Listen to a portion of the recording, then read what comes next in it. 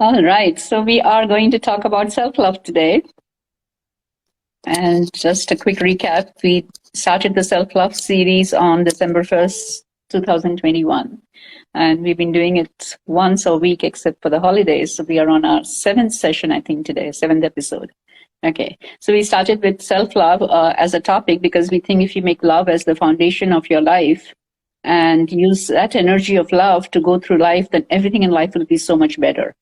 Right? Because energy of love is so strong that things appear much better. Even challenges and issues that you face feel so much easier to tackle when you are having that energy of love. It's just like when you're in love with somebody, the world looks better. Right? So here we're teaching you instead of others, can you learn to love yourself more and more? And then in every episode, we discussed what is it that prevents us from loving ourselves completely. So we started with self-acceptance. When we don't accept parts of ours, then we talked about not setting enough good boundaries, having limiting beliefs, your self-esteem, and I think one more we did. Okay, but all of these videos are available at lifeisbeautiful.me, that is Julie's Instagram page, or on my YouTube channel, Karuna Healing Center. So today we're going to talk about self-love. Do you want to get started, Julie? Yeah, sounds good. So the main topic around self-love and then specifically self-talk is really that the words that you use with yourself are the blueprint of your life. I think we underestimate how powerful words are, but really it comes down to whatever you're telling yourself is what you're manifesting in your life. So that self-talk, I think, is super important. Yeah, because words are actually powerful energies. And we are all energy beings. We're making an assumption that you understand that because we are made of atoms, and scientifically it's proven that atom is not just a particle, it's a wave. So we are energy beings. So we actually live in an energy house, which is like an aura around you, right? And there are aura cameras available by which you can actually see your aura and all the colors in your aura, right? So every word that you speak or every word that you hear has the potential of being in your energy field forever. Okay, so we need to be, since we are with ourselves all the time, self-talk becomes very, very important. And we are all talking to ourselves. Some of us are more consciously aware of it, and some of us are not so aware of it. But if you start paying attention, you'll realize that you tell yourself things like, I don't think I deserve that. I'm not good enough. I'm never lucky, right? I'm stupid.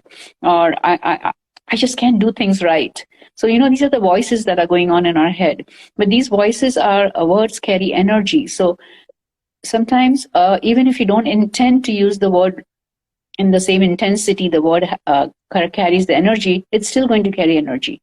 For example, a word like hate, it has a lot of negative energy attached to it because over centuries, a lot of cruelty has happened. Wars have happened because of hate, right? So the word itself carries a lot of energy. So when I use the word, I hate broccoli, then what am I doing? I'm actually putting that energy in my energy field. So the words are way more powerful than you realize. We have no idea how we are being impacted by the words we use all the time, right? And based on your experience, Julie, with yourself and your clients, how many people are aware how powerful words are?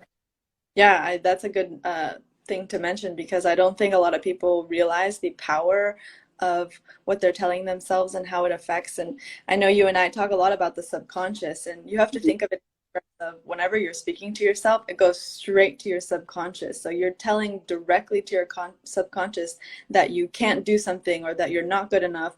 And that really starts to affect all the things that you do. In fact, it affects the choices you then make for the future if you, again, don't believe in yourself or have that negative self-talk. Yeah, very true. And the subconscious is the most powerful computer you have between your ears, and it's a subconscious mind that is actually running your life because 90 to 95% of us are just on autopilot mode throughout the day, and that has been scientifically proven. We keep doing the same thing over and over again, and that is because the subconscious takes over the control and tells you what to do throughout the day, how to think, how to behave, what actions to take, how to take your decisions. Right? So your belief systems and your experiences and your habits and behavior patterns that you have recorded in your subconscious, it's what is driving your action every day. Right? So these words, as Julie said, go directly in your subconscious mind. And once it is there, it's going to last for a lifetime.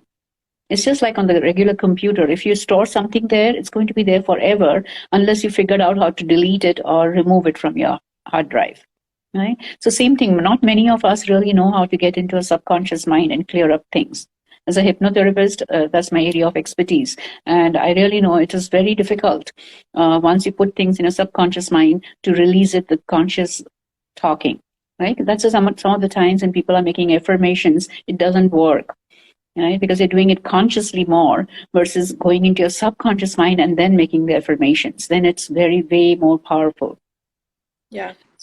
Right? So I would say that, as a mindset and transformation coach, a big piece of all of this in personal development and personal growth is the mindset and the attitude that you have going into any situation versus the skill or the knowledge that you have. And I love actually the quote that you used was 60% of the mindset or, the attitude plus the 40% of the knowledge or the skill, it equals your goals. So really the big chunk of it is the self-talk that you're using and the attitude or the mindset that you have going into any situation.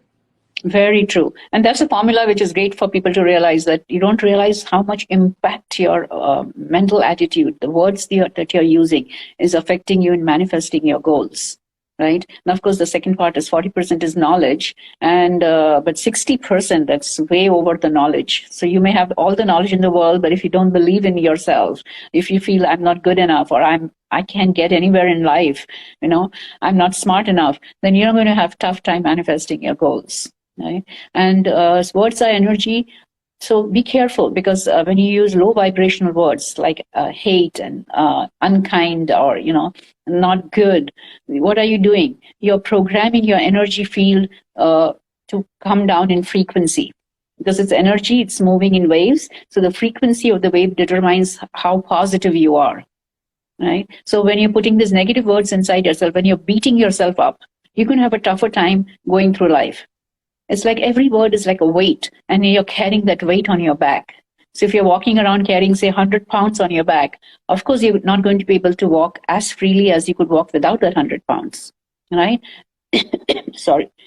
So yeah, I think I definitely agree. And a good visualization that I think of is, you basically go through life like a backpack full of rocks. And when you start learning or teaching yourself to bring in and invite that self-love, start taking this backpack full of rocks and you take it off your back and you start walking through life in a much more free and easy,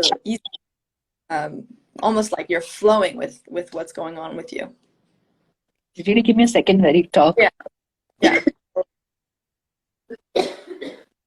For anyone who's tuning in to either the live right now, hey guys, or the replay, we'd love to make it as interactive as possible. So share in the comments your experiences with self-talk or some things that you have gone through. And as always, if you have topics that you want us to talk about in the future, also drop them in the comments or message us directly, and we'll make it interactive with everyone. Yeah, thank you. Yes, another thing we have to know is not only the words that we are talking to ourselves, which is important, but it's also the words that we are surrounding ourselves with.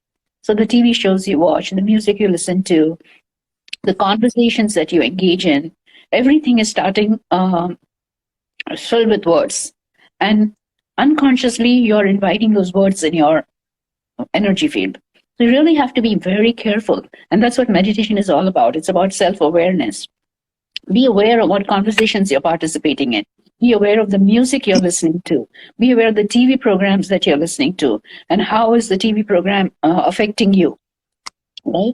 So you are responsible 100% for everything that's going on in your life. And that, I think, is really tough for many people to understand, because when we are living with our mind, it's easy to blame the outer circumstances of people, because the mind doesn't understand spirituality, right? But actually, you are the sole person who's manifesting the play in which you're participating on this earth, right? It's your play. So you have to be very careful about which characters you're inviting in your play, and also what are you inviting. So the stronger your energy field is, the more positive you are, the more positive people and situations you'll invite in your life. It's not that we won't have challenges. We will, because we are here on this school, or there's a school to learn and grow. Okay, but we will be able to tackle that much better. It's like when you're positive and in a positive state of a frame of mind, then that student passes the test more easily. Versus a student who's really stressed out, then even if he has studied a lot, he may still forget things during the test. Right? So be careful. Don't beat yourself up, because you're beating yourself up, you're dimming your light. Energy has light. So you're dimming your light. With the lower light, you can see more far. Right? Because if the light is not strong intensity, you really can see that clearly, what's going on in your life. And I think so elevate. Sorry, go ahead. And I think it's very empowering what you just said, because you do have a lot more control than you give yourself credit for. And when my clients are ready to step into that, empowerment phase where they're taking things into their own hands, I think that's where the most growth happens, because you realize that everything you say and do and feel and think and, all those things, they're really up to you. So you can either take it in the sense of, oh, this is too much pressure for me, or you can take it in the opposite way, which is, this is empowering. I can, basically do anything I want. Very true. And I think that is something that is very empowering for people, because if you know that you have control over what you're manifesting in your life, then you can change what you're manifesting by changing the words that you use, by changing your belief systems, right? It's very, very powerful. So suddenly, instead of wasting your energy blaming the outer world for things going wrong in your life, you can take that energy back into yourself and say, you know what? I can change this because I'm manifesting this. And that's a big shift, it needs time to reflect on it for most people, because we are so geared, or we are so patterned to believe that the outer world is controlling our life. It's the government who's doing this to us. It's my neighbor who's doing this to me. It's my relatives who are doing this to me, right? We're constantly looking outward and saying, my life is messed up a little bit because of these outer circumstances. It's like people say, so difficult to find jobs because the economy is bad. Right? But you're not looking for millions of jobs. You're looking for one job. And there are people who are finding one job. So it's not really going to be as difficult, but it's your belief system that is making you think it's going to be difficult. And then you're manifesting difficulty. Yeah. Right? So keeping your light strong is elevating your energy field. Use the right words, guys. So powerful. Mel in the comments said, not dimming your light. I think that's really powerful. Yeah, it's very powerful, because if you understand energy and you understand that everything is light, then the stronger you make your light, the more influence you have, right? So your aura, which is your energy field, can be a few feet from you, or it could be a few miles from you, depending on how much strength your energy has. That's why people like Buddha and Jesus, their energy field is so strong that even after thousands of years, people are still magnetized towards their teachings, right? So make your journey on this planet is actually to come here with one energy field, but to make your energy field way stronger before you leave this earth. And your energy field is your asset, right? So this is very powerful spiritual truths we are talking about today, right? So your words, and the words will help you. More negative words that you carry around, the more difficult it is for you to love yourself, because your soul doesn't love negativity. Right? So how much ever you try to love yourself, you find it difficult. Why? Because it's like all these words are floating around you. You can think of yourself like a planet in space, and these are the meteors or rocks moving around you, right? So all the words, and the rocks are growing bigger if you keep reusing those words over and over again. And then at one point of time, you can imagine those rocks come and hit you somewhere, right? So wherever it hits you, you're going to have some physical issues there. Right? So your body is going to be affected by your thoughts and emotions. And we know that, right? We say a positive patient recovers faster than a negative patient. How do we say that, right? It's because at some level of our consciousness, we understand that when you're positive, your body has the right energy for you to start recovering faster. But when you're negative, then your body doesn't have the extra energy for doing the healing process. So then the healing takes forever, right? So that's how powerful words are. In fact, I had done a talk about words are powerful and it's there somewhere in my YouTube channel. Maybe I should put a link down there one day. But yeah, words are very, very powerful. Don't underestimate the power of the words. Be careful as you go. One technique I'll tell you is start becoming aware. What are you surrounding yourself with? What words are you surrounding yourself with? Right? And start taking action. And we talked about one of the techniques that Julie likes very much is reject. When you hear something and you don't want it in your energy field, talk to your energy field and say, hey, let's reject all these words and sentences. We don't want it. So that means you're cleaning your house as and how things are happening. Instead of waiting for the end of the week or the end of the month to clean your house when it's so much more effort, right? You start cleaning it immediately by saying, reject, reject. And you can talk to your energy field, right? Yeah. And I do that a lot, actually. And Mm. I think what I also want to share is, sometimes you're transforming at a rate that's so, exponential, and you're really going deep into personal development that, like we always say, like, people around us are almost not catching up to that. So they still have the old perception of you, and that's also an opportunity for you to reject their old perception of you. And be able to, move forward and say, no, I'm no longer, a person who procrastinates, or I am no longer this perfectionist person that you see me as. I'm transitioning to, something new. So it's also how to take that self-talk, what's coming from you from outside sources, and rejecting it or transforming it to a new script. And sometimes if it's not easy for you to transform, remember the reject technique, you can actually end the sentence correctly. So I might start with saying, I hate broccoli, and then I'll realize, oh my God, I use the word hate. So I'm going to shift and say, but I still love myself. So suddenly I invited the word love into my energy field. And love is such a fast-flowing energy, and hate is a slow-flowing energy. When I superimpose these two sine waves together, I did my master's in physics. I like sine waves. Okay. So when you superimpose these two sine waves together, you still get a net positive. So one word like love can actually start clearing up your energy field and remove a lot of negative words that you might have stored there. So this is one way of cleaning your energy field, is use positive words in your conversation with yourself, in your conversation with others, right? Love, kindness, compassion, feeling hopeful, feeling happy, right? Feeling joyful. These are great words. So even if you start wrong, because words come out so fast from us, can we take it and can we say, okay, but I still love myself. That's a great sentence to end with always. Doesn't matter what's going on in your life. Love yourself. Yeah, right? And I think the last tool that I have used a lot that I'd like to share with our audience is I would write myself messages on the mirror, like, I am good enough, you've got this, or anything, to kind of have that internal conversation with yourself. Mm-hmm. You're constantly reminding yourself, you've got this, you can do this, or don't worry about this other piece. So whether it is that you're writing on the mirror, you're writing in your journal, or you're writing yourself notes, just really build that muscle that you have with yourself of the internal conversation going on, because it really is the blueprint of your life, that the conversation that you have and that self-talk. Yeah, and I think for people who are visual, it really helps if you write things down and see it all the time, right? So if you consider this is you, then there is a light part of you, which is all your strengths, and there's a dark part of you, which is all your weaknesses or self-development areas, right? Or we can look at this as a positive and this as a negative. Now, are you having more positive as a person, or are you having more negative going on? You need to be aware of what you're doing. Are you having more negative thoughts during the day, negative words during the day, or are you having more positive?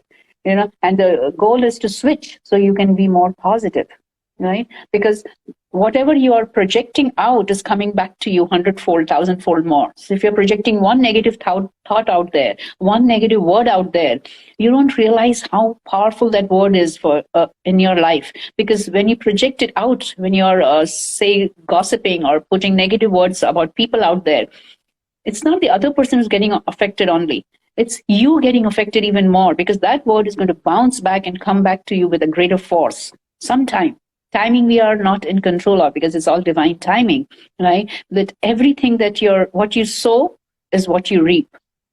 Okay. And that is very powerful. Remember, what you sow is what you reap. If you're sowing towards hate and unkindness, you're going to get a tree which is having more hate and more unkindness.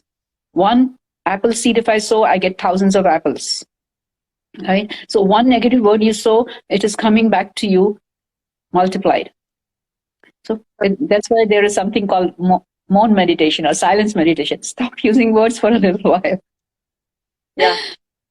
Otherwise, that word really starts showing up in all areas of your life, and it's almost like the more you have it, the more it just shows up again in other places. So you have to be careful in how to break that pattern when you see it happening.